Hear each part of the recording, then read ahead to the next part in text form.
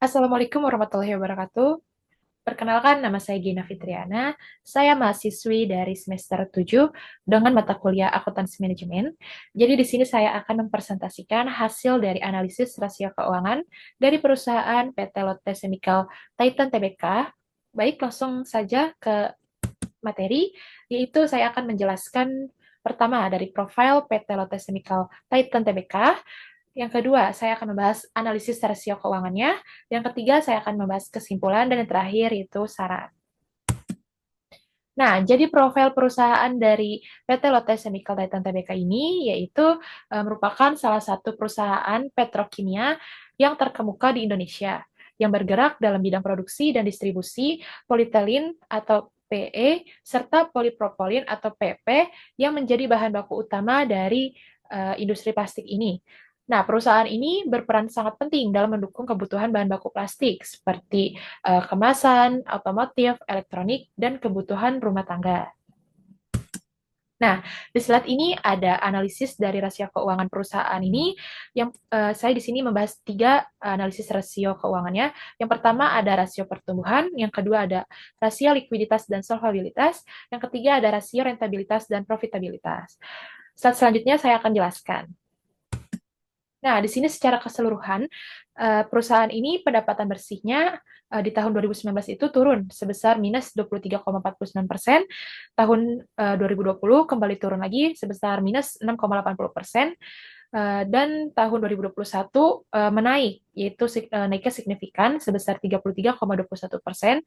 Di tahun 2022 masih tumbuh sebesar 14,99%, dan di tahun 2023 kembali turun sebesar minus 20,61%.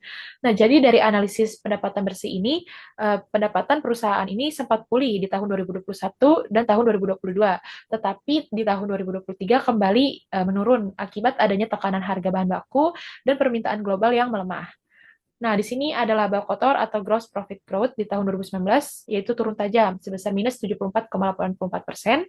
Di tahun 2020 turun lagi sebesar minus 57,35%. Di tahun 2021 melonjak sebesar 111,36%.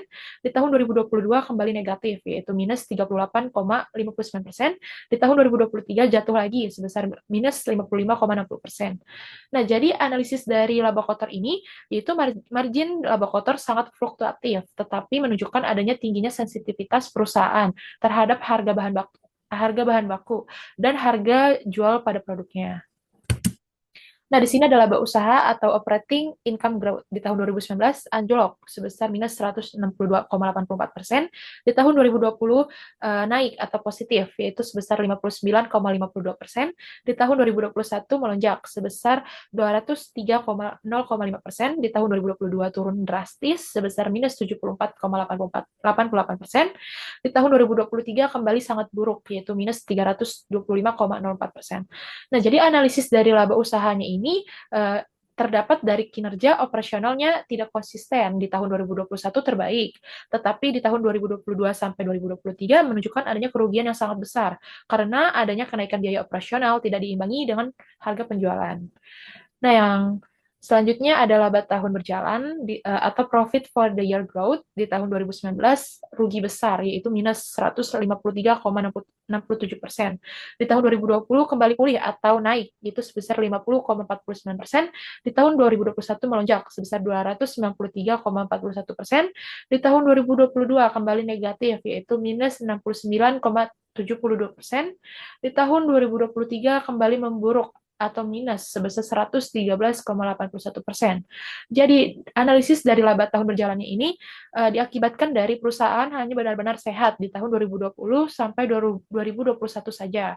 Setelah itu, mengalami kerugian, yaitu sebesar yang disebutkan tadi, yaitu di tahun 2023 kerugiannya menyentuh angka 113,81%.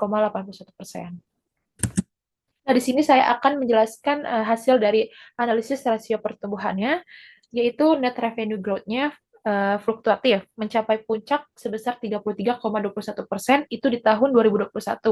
Tetapi anjlok kembali, yaitu di tahun 2023 sebesar 20,61%. Selanjutnya ada gross profit growth-nya sempat melonjak 111,36% di tahun 2021, tetapi anjlok kembali nih di tahun 2023 sebesar minus 55,60%. Operating income growth-nya sangat tidak stabil dari minus 162,84% itu di tahun 2019, lalu naik lagi di tahun 2021 sebesar 203,05%, lalu turun kembali nih, turunnya drastis sekali yaitu minus 325,04%. Nah, selanjutnya ada profit for the year growth-nya mencapai angka 293,41% itu di tahun 2021. Lalu kembali negatif di tahun 2023 sebesar 113,81%. Nah, jadi kesimpulan dari rasio pertumbuhan ini yaitu pertumbuhannya sempat positif. Positifnya lumayan besar ya di tahun 2021. Tetapi trennya menurun lagi nih pada tahun 2022 sampai 2023, yaitu menunjukkan adanya kondisi bisnisnya yang tidak stabil. Nah, selanjutnya saya akan membacakan hasil dari analisis rasio likuiditasnya. Current ratio-nya meningkat hingga 165,32% itu di tahun 2021.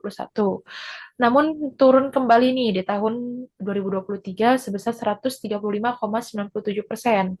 Debt to equity-nya sempat turun lagi di tahun 2020 sebesar 56,97%. Lalu naik kembali nih di tahun 2022 sebesar 78,83%.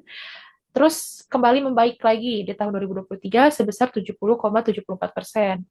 Lalu selanjutnya ada debt to asset-nya relatif stabil di kisaran 36 sampai 44%, menunjukkan adanya struktur permodalan yang tidak terlalu berubah drastis. Nah, jadi kesimpulan dari rasio likuiditas ini yaitu likuiditas masih sangat kuat atau aset lancar jauh lebih besar dibanding liabilitas jangka pendeknya. Namun, solvabilitasnya menunjukkan adanya beban utang yang fluktuatif. Nah, di sini ada analisis dari rasio rentabilitas atau profitabilitas. Profit marginnya negatif di tahun 2019 sampai tahun 2020. Lalu naik lagi nih di tahun 2021 sebesar 2,32%. Lalu turun kembali nih sangat disayangkan di tahun 2023 sebesar minus 0,11%.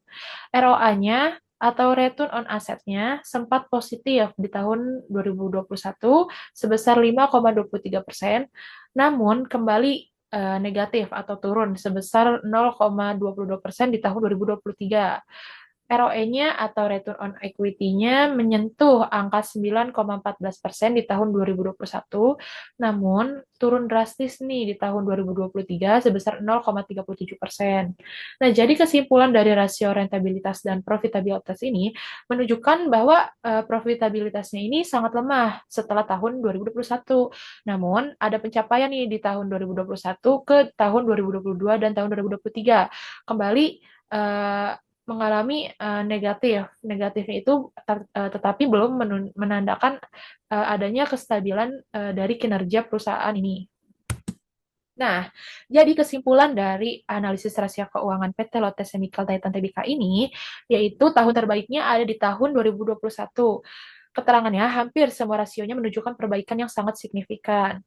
Lalu tahun terburuknya itu ada di tahun 2023, yaitu rata-rata mayoritas rasio pertumbuhan dan profitabilitasnya kembali negatif.